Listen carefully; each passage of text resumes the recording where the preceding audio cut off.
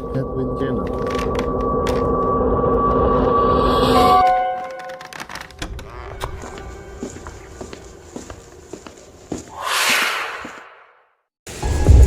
आप देख रहे हैं PSJMD। चलिए कहानी की ओर। जब इंसान की सांसें भी थमने लगे, जब इंसान की रूह भी कांपने लगे, तो अंदाज़ा लगाइए कि उस इंसान के जहन के अंदर कैसा माहौल होगा। मान लीजिए कि आप कहीं काम करते हैं और अचानक से आपका कुछ ऐसी शक्तियों से सामना हो जाए जो अप्रत्याशित हो, जिन्हें देखने के बाद या यूँ कहें कि जिन्हें महसूस करने के बाद आपकी ज़िंदगी ही बदल जाए। दोस्तों, कुछ ऐसा ही हुआ राजस्थान में एक ATM सर्विस कंपनी में काम करने वाले जितेंद्र के साथ। राजस्थान में एक ATM सर्विस कंपनी में काम करने वाले जितेंद्र मध्यम वर्ग के इंसान थे। वो न बहुत हाई फाई सोसाइटी के थे, ना ही बहुत ही गरीब। बस किसी तरह उनके जीवन का गुजारा चल जाता था, इतना वो कमा लेते थे। उनकी शादी को करीब 4 साल हो चुके थे। उन्हें एक बेटा भी था। वैसे तो जितेंद्र बहुत ज़्यादा पूजा पाठ नहीं करते थे, या यूँ कहा जाए कि बहुत ज़्यादा इन चीज़ों में उनकी आस्था नहीं थी। और अगर रास्ते में कोई मंदिर या मस्जिद आ जाए तो अपना सिर ज़रूर झुका लेते थे। जितेंद्र की नौकरी का समय दिन में लगभग 9 घंटे का होता था, पर ATM मशीन का फॉल्ट आने पर उसे रात के किसी भी वक्त सर्विस देने जाना पड़ जाता था। अपने इसी काम के चलते वह एक रात अपनी बाइक से जा रहे थे। उन्हें शहर से थोड़ी दूर पर एक रिहायशी इलाके के पास ATM में फॉल्ट हुई थी। उसे ठीक करने जाना था। वैसे तो इस काम के लिए 2 लोग थे, पर जितेंद्र का पार्टनर उस रात बीमार था, तो सर्विस के लिए उन्हें अकेले ही जाना पड़ा। जब वह इस पॉइंट पर पहुंचे तो अपनी बाइक उन्होंने स्टैंड पर खड़ी कर दी। तभी वहां उन्हें ATM बूथ पर एक खूबसूरत सी लड़की दिखाई दी। जितेंद्र ने सोचा कि उसे शायद पैसे निकालने होंगे और वह ATM मशीन के ठीक होने का वेट कर रही होगी। हाल ठीक करने के लिए जैसे ही जितेंद्र ATM बूथ के अंदर गया, वह लड़की भी पीछे पीछे आने लगी। सिक्योरिटी गार्ड ने उन्हें बाहर रुकने के लिए कहा। अब जितेंद्र अपना काम शुरू कर चुके थे। तभी अचानक उसकी नज़र उस ATM के बाहर पड़ी। वहाँ उन्होंने जो देखा उसे देख करके उसके पसीने छूट गए। बाहर जो लड़की खड़ी थी, अब वो वहाँ पर नज़र नहीं आ रही थी। उन्होंने चारों तरफ नज़र घुमाई, लेकिन उन्हें कोई दिखाई नहीं दिया। उसकी उत्सुकता बढ़ी, चूँकि रात का समय था, वीरान सन्नाटा था। ATM जहाँ पर था वहाँ पर छोटा मोटा जंगल लगा हुआ था। यहाँ तक कि उस जगह पर कुछ लाशों को भी दफनाया जाता था। हो सकता है यही सोच करके उसकी उत्सुकता बढ़ गई। उन्होंने दरवाजे के बाहर झांक करके देखा तो उसके रगों में बहता हुआ खून भी बर्फ के जैसे जम गया था, क्योंकि बाहर खड़ी लड़की का चेहरा बुरी तरीके से बिगड़ा हुआ था और वो ATM गार्ड का सर अपने हाथ में लिए हुए खड़ी थी और वह जितेंद्र की ओर घूर घूर के देख रही थी। यह सब देख करके जितेंद्र का दिल बेतहाशा तेजी से धड़कने लगा। उन्होंने वहाँ से नज़रें हटा ली और सोचा कि हो सकता है कि ये उसका भ्रम हो, और वो ये सब सोच ही रहे थे कि तभी अचानक उसके सीनियर का फ़ोन बज उठा। वह फ़ोन वहाँ का फॉल्ट जल्दी ठीक करने के लिए था। कांपते कांपते जितेंद्र फिर से काम पर लग गया। थोड़ी ही देर में उसने ATM मशीन ठीक कर ली। इस बार ATM बूथ के बाहर देखने पर सब नॉर्मल दिख रहा था।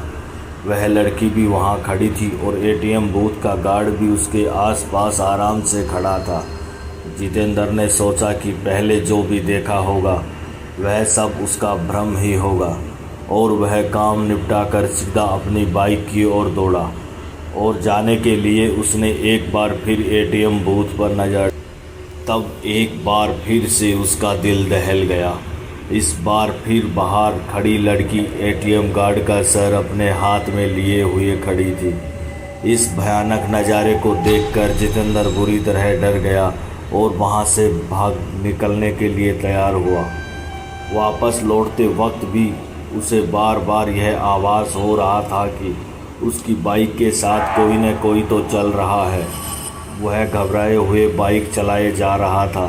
न जाने कैसे अचानक ही उसकी बाइक बंद हो गई और ठीक एक बरगद के पेड़ के पास जाकर के रुकी। जितेंद्र को यकीन नहीं हो रहा था कि उसके साथ यह सब सचमुच में हो रहा है। उसने नज़र उठाई तो बरगद की शाखा से झूलती हुई एक आकृति उसे नज़र आई। उसके हाथ में एक आदमी का सिर था और वो अजीब घरघराहट भरी आवाज़ में कुछ बोल रही थी। जितेंद्र यह सब देखकर वहीं जम गया। न उसकी चीख निकल रही थी, न ही उसके अंदर हिलने की ताकत बची थी। अब तो आलम यह हो चुका था कि वह चुड़ैल पेड़ से नीचे उतर रही थी, वह भी उल्टे पांव। उसके उल्टे पैर देखकर जितेंद्र की हालत बद से बदतर होती जा रही थी। उसने आंखें बंद कर ली और भगवान को याद करने लगा। चुड़ैल उसके बगल में आकर बैठ जाती है और उसका सर सहलाने लगती है। इसके बाद जितेंद्र की हालत का अंदाज़ा आप खुद लगा सकते हैं। सामान्यतया तो इंसान इस हालत में हार्ट अटैक से ही मर जाएगा, लेकिन जितेंद्र उस समय लगभग बेहोश की अवस्था में चला गया था। करीब 2 घंटे बाद जब उसे होश आया तो उसने देखा कि उसके सर पर बाल ही नहीं थे। उसे अपनी हालत देखकर खुद पर तरस आ रहा था और डर भी विकराल रूप से लग रहा था। अब तो रात बहुत ज़्यादा हो चुकी थी। उसने दोबारा से गाड़ी स्टार्ट किया, लेकिन गाड़ी स्टार्ट होने का नाम ही नहीं ले रही थी। बस उसे सुकून इतना था कि अभी वह जिंदा था। लेकिन जैसे ही बाइक स्टार्ट हुई और उसने बाइक को आगे बढ़ाया, वैसे ही उसे साफ साफ महसूस हुआ कि कोई पीछे उसकी गाड़ी पर बैठा है। कोई दिख तो नहीं रहा था, लेकिन उसे दोबारा से साफ साफ एहसास हुआ कि किसी ने उसके कंधे पर हाथ रखा है। वो वहीं पर हड़बड़ाकर ही गिर पड़ा और वहीं बेहोश हो गया। और जब उसे होश आया तो वो एक हॉस्पिटल में था। उस स्थानीय लोगों ने उसे बेहोश पड़ा देखकर हॉस्पिटल पहुंचा दिया था। इस घटना के कई महीने बाद जितेंद्र हॉस्पिटल में रहा। उसे होश नहीं आया। उसे कई महीने तक होश नहीं आया। कई महीनों बाद जाकर उन्हें होश आया। इसके बाद धीरे धीरे करके वह सामान्य हो गया। लेकिन जिस दिन वो हॉस्पिटल को छोड़ा उसके बाद से उस जगह को छोड़ दिया और दूसरी जगह आकर के बस गया। डर इतनी बुरी चीज़ होती है कि जो इंसान को बर्बाद करने में वक्त भी नहीं लगाती।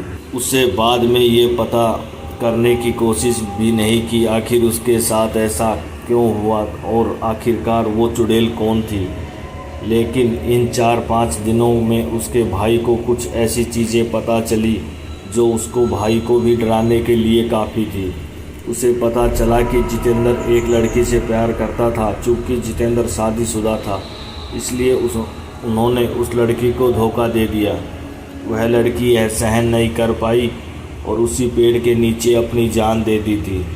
जितेंद्र तो यह जान भी नहीं पा रहा था, क्योंकि जिस दिन उसने उस लड़की को छोड़ा था उसके बाद से उन्होंने पलट करके कभी जानकारी लेने की कोशिश ही नहीं की। लोग कहते हैं ये लड़की वही है जो उस बरगद के पेड़ के पास रहती है। जो कोई भी उस रास्ते से गुजरता है, कभी कभी उसे असामान्य घटना का सामना करना पड़ जाता है। चूँकि जितेंद्र पहली बार उस रास्ते से गुजर रहा था, इसलिए उसके साथ भी घट गई। लेकिन शायद उसने जितेंद्र को नहीं मारा। हो सकता है प्यार अभी भी बाकी है, लेकिन ऐसा करना हरदम गलत है। उसके भाई बाद में ये सारी बातें जितेंद्र को बताई। जितेंद्र को बहुत पछतावा हुआ, लेकिन दोस्तों गलती करने के बाद पछताने का कोई मतलब नहीं। इसलिए ज़िंदगी में कभी भी ऐसा मत करना। इसी के साथ ये कहानी ख़त्म होती है।